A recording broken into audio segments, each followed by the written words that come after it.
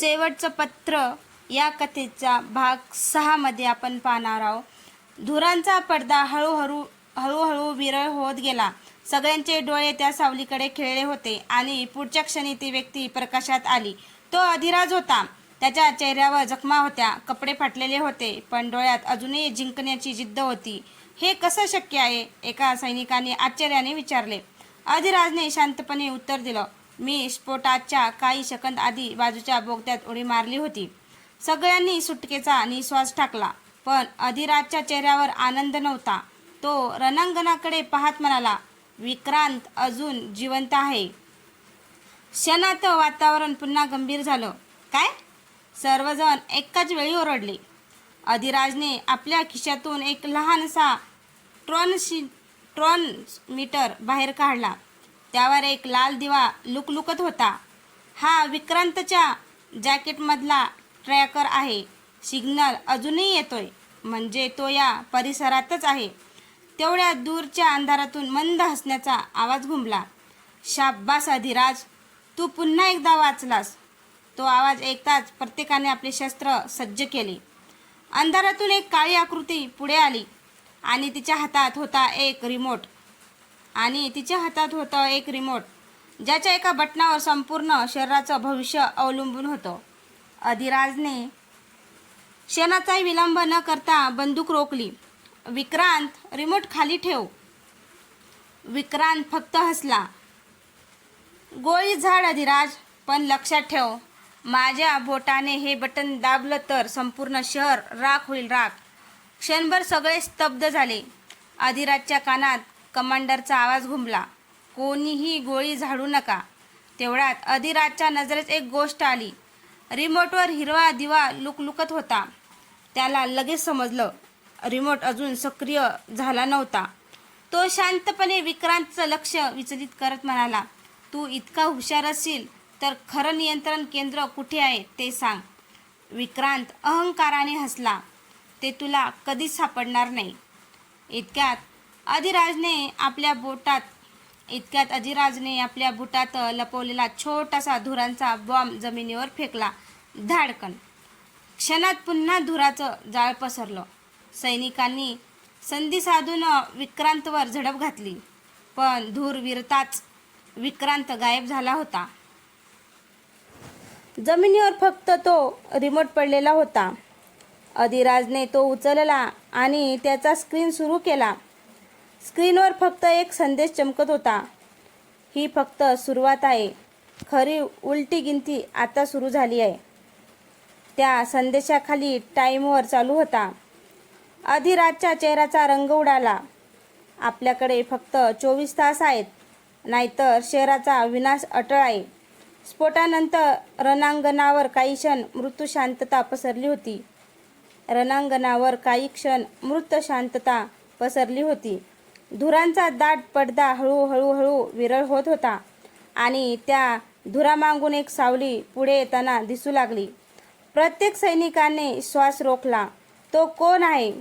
कोणीतरी कुजबुजला. सावली आणखी जवळ आली आणि प्रकाशात चेहरा दिसताच सगळे थक्क झाले. तो अधिराज होता.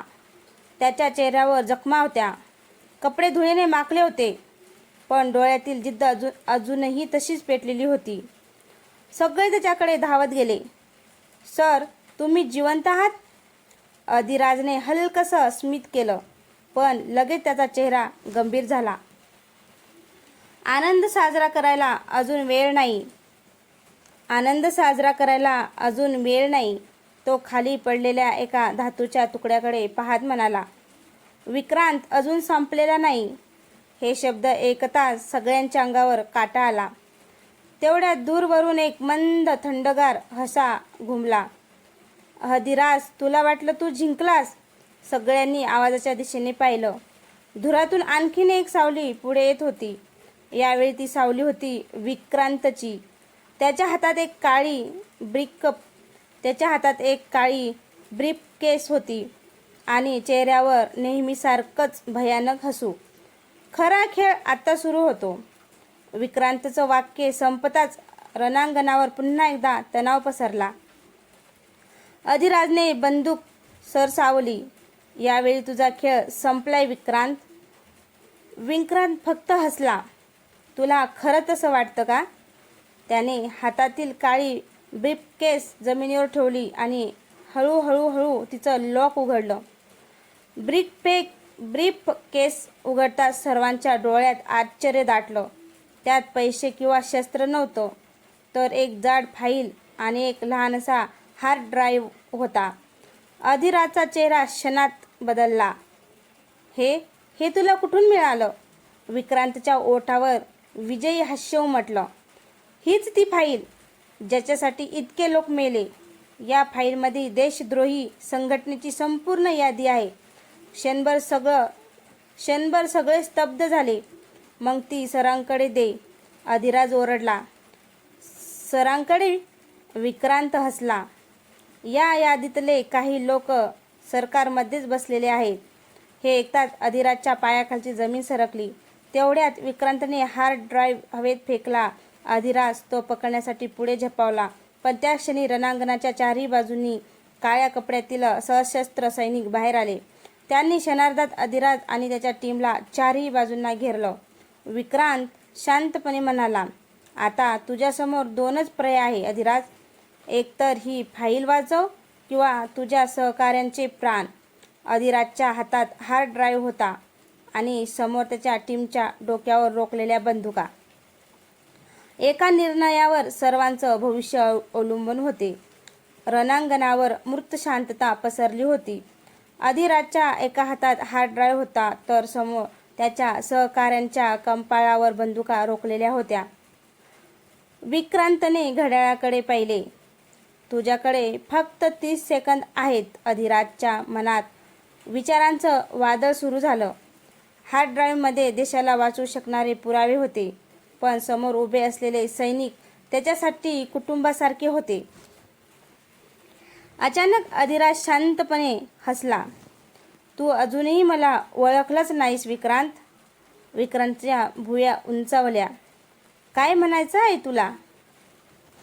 अधिराजने हार्ड ड्राईव्ह हवेत उंच फेकला. सगळ्यांच्या नजरा त्यांच्याकडे वळल्या. नेमका त्या क्षणी त्याने कॅमेऱ्यातून एक छोटासा धूर बॉम्ब काढला आणि जमिनीवर आपटला. धाडकन. काही क्षणात संपूर्ण परिसर दाट धुराने भरून गेला. गोळीबार सुरू झाला. धुरातून किंकाळ्या, धावपळ आणि स्फोटांचे आवाज घुमू लागले. काही मिनिटांनी धूर विरळ झाला. विक्रांत संतापाने आजूबाजूला पाहू लागला. अधिराज आणि त्याची संपूर्ण टीम गायब झाली होती. पण त्या क्षणी विक्रांतच्या कानात एक छोटासा बीप बीप बीप असा आवाज आला. त्याने खाली पाहिलं. त्याच्या बुटाजवळ एक छोटेसं इलेक्ट्रॉनिक उपकरण पडलेलं होतं. स्क्रीनवर फक्त एकच संदेश झळकत होता. खेळ उलटा झाला आहे. विक्रांत काही समजून घेण्याआधीच ते उपकरण तेजस्वी प्रकाशाने चमकू लागलं आणि पुढच्या क्षणी संपूर्ण परिसर हादरवणारा आणखी एक प्रचंड स्फोट झाला. स्फोटाचा प्रचंड आवाज संपूर्ण दरीत घुमला. माती, धूर आणि दगडाचे तुकडे हवेत उडाले. काही क्षणांनी सर्व काही पुन्हा शांत झालं. विक्रांत जखमी अवस्थेत एका मोठ्या खडकामागे पडला होता. त्याच्या कपाळातून रक्त वाहत होतं, पण तो अजूनही शुद्धीवर होता. तो कसाबसा उठला आणि आजूबाजूला पाहू लागला. अधिराज, तो संतापाने ओरडला. तेवढा त्याच्या मागून एक शांत आवाज आला. माझा शोध घेतोयस? विक्रांतने मागे वळून पाहिलं. अधिराज आपल्या टीमसह त्याच्या मागे उभा होता. यावेळी विक्रांतच्या चेहऱ्यावरचं हसू पूर्णपणे नाहीसं झालं होतं. अधिराज म्हणाला, तुझ्या प्रत्येक डाव मला माहीत होता. तू ज्या हार्ड ड्राईव्हसाठी एवढा लढत होतास तो खरा नव्हताच. विक्रांतच्या डोळ्यात अविश्वास दाटला. काय? अधिराजने खिशातून दुसरा अगदी तसाच दिसणारा हार्ड ड्राईव्ह बाहेर काढला. खरे पुरावे माझ्याकडे सुरक्षित आहेत. तुला सुरुवातीपासूनच बनावट हार्ड ड्राईव्ह देण्यात आला होता.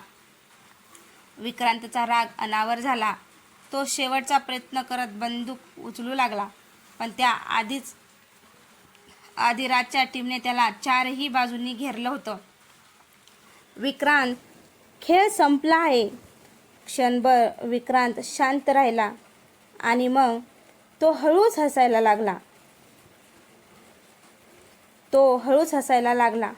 तुला खरंच वाटतं मी इतका सहज हरतो? त्याने आपल्या मनगटावरील घड्याळावरील एक गुप्त बटन दाबलं. पुढच्या क्षणी अधिराजच्या हातातील खरा हार्ड ड्राईव्ह लाल प्रकाशाने चमकू लागला. त्यात एक डिजिटल टायमर सुरू झाला. अधिराजच्या चेहऱ्यावर प्रथमच चिंता स्पष्ट दिसू लागली, कारण तो हार्ड ड्राईव्ह फक्त पुराव्याचा नव्हता, त्यात लपलेला होता असा गुप्त डाटा जो चुकीच्या पद्धतीने उघडला गेला तर संपूर्ण देशाच्या संरक्षण व्यवस्थेची माहिती जगासमोर येऊ शकत होती. आता लढाई फक्त विक्रांतला पकडण्याची नव्हती, तर देश वाचवण्यासाठी अवघ्या एका मिनिटाची शर्यत सुरू झाली होती. हार्ड ड्राईव्हवरील टायमर वेगाने कमी होत होता. अधिराजने क्षणाचाही विलंब न करता तो हार्ड ड्राईव्ह आपल्या तांत्रिक अधिकारी नेहाकडे दिला. नेहा, हे थांबवता आलं पाहिजेत. नेहाने लॅपटॉप उघडला. स्क्रीनवर अवघड कोड्स आणि सुरक्षा स्तर एकामागोमाग एक दिसू लागले. सर, हा साधा टायमर नाही. चुकीचा पासवर्ड टाकला तर सगळा डेटा कायमचा नष्ट होईल. दुसरीकडे विक्रांत हळूहळू मागे सरकत होता. त्याच्या चेहऱ्यावर पुन्हा एकदा तेच आत्मविश्वासाचं स्मित झळकत होतं. तुमचं सगळं लक्ष त्या हार्ड ड्राईव्हवर आहे आणि हिचं माझी संधी आहे. तुमचं सगळं लक्ष त्या हार्ड ड्राईव्हवर आहे आणि माझी संधी आहे आणि हीच माझी संधी आहे. तो मागे वळला आणि जंगलाच्या दिशेने धावू लागला. तो पळतोय, एका जवानाने ओरडताच अधिराजने निर्णय घेतला. टीम अल्फा, विक्रांतच्या मागे जा. टीम ब्राव्हो, नेहाला संरक्षण द्या. जंगलात पाठलाग सुरू झाला.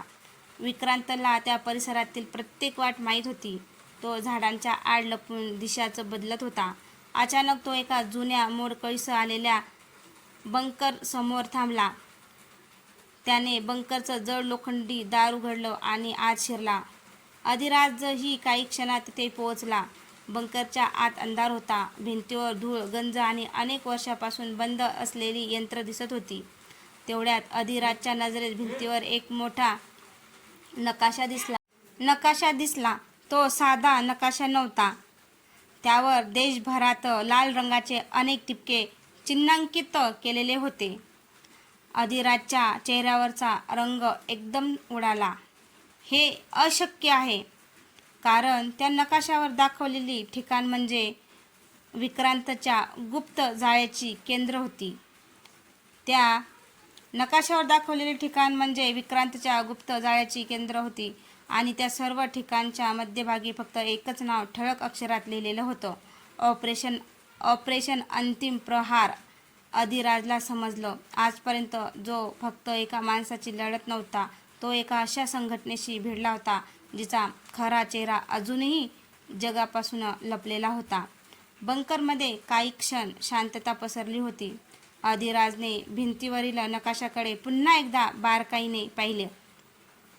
लाल ठिपक्याखाली काही सांकेतिक क्रमांक लिहिलेले होते, जे फक्त ठिकाण नाही. लाल ठिपक्याखाली काही सांकेतिक क्रमांक लिहिलेले होते, हे फक्त ठिकाण नाहीत. तो स्वतःशीच पुटपुटला.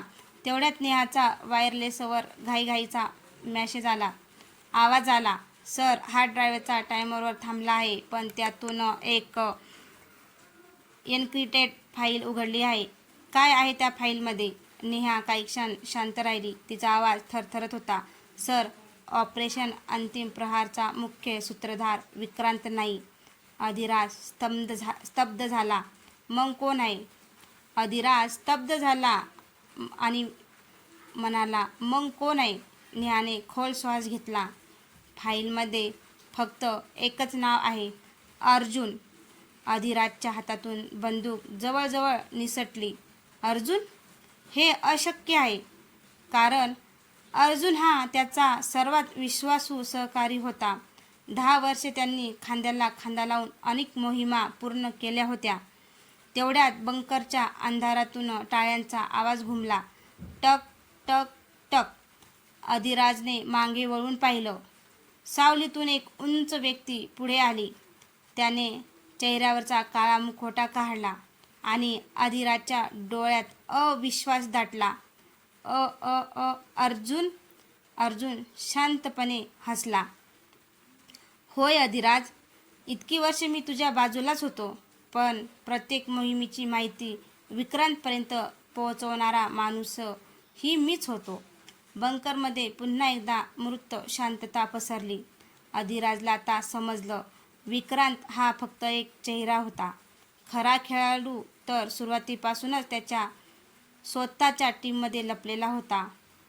आणि आता मैत्री, विश्वास आणि देशासाठीची लढाई एका नव्या वळणावर येऊन पोहोचली होती. अर्जुनचे शब्द ऐकताच अधिराज काही क्षण निशब्द उभा राहिला. म्हणजे प्रत्येक मोहिमेपूर्वी शत्रूला माहिती मिळायची ती तुझ्यामुळे. अधिराजचा आवाज संतापाने थरथरत होता. अर्जुनने शांतपणे मान हलवली. हो, पण त्या मागचं सत्य तुला अजूनही माहिती नाही. देशद्रोहाचंही काही कारण असतं असं म्हणणार आहेस? अधिराजने कठोर नजरेने विचारलं. अर्जुनच्या चेहऱ्यावरचं हसू हळूहळू नाहीसं झालं. 10 वर्षापूर्वीच्या ऑपरेशन वर्जची आठवण आहे का तुला? हे नाव ऐकताच अधिराजच्या मनात जुन्या आठवणी जाग्या झाल्या. त्या मोहिमेत अनेक जवान शहीद झाले होते. सरकारी नोंदीमध्ये ती मोहीम यशस्वी दाखवण्यात